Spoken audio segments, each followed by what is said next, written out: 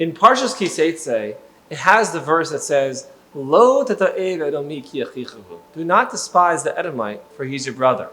And it also says, don't despise the Mitzri, the Egyptian, for you are strangers in his land. Now the question is, how could Moshe tell this to the Jewish people? The Egyptians threw the male firstborns into the Nile. They enslaved us. They embittered our lives. They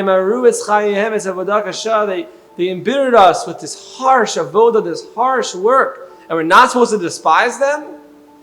So I think the answer is, the Jewish people are about to enter the land of Israel. We cannot base our nationhood, our peoplehood, on hatred. We left Egypt, but Egypt has to leave us. If we're going to be removed from the slave mentality, we can't be walking around with hatred. Rav Trushky once said, and I think it's a very profound point, that if you're angry at someone, you're letting them live rent-free in your mind.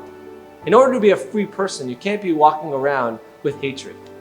Did the Egyptians treat us badly? 100%. Were the Edomites perfect to us? Of course not. But lo t'to'ev Edomi ki achichu, don't despise the Edomite, for he's your brother. And the Egyptians, don't despise them, for you're strangers in their land. At the end of the day, in order for us to be free, we have to be a nation of love. And that's not to say that when those harm us, and when those act badly toward us, we cannot defend ourselves, we cannot be strong and valiant to forward our cause. But we can't be a nation based upon hate. We have to be a nation based upon love. And that was the concept that Moshe was telling them in this profound injunction to not hate the Egyptian, to not hate the Edomite.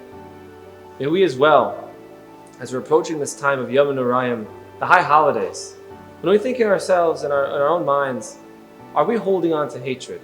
Are we holding on to anger? Are there people that we're allowing to live rent-free in our minds? Can we let go and be a people of love? Now, of course, it doesn't say when we're wronged that that's okay, but it means you don't define ourselves by being a victim, but we define ourselves as a people filled with ahava, filled with love. Shabbos.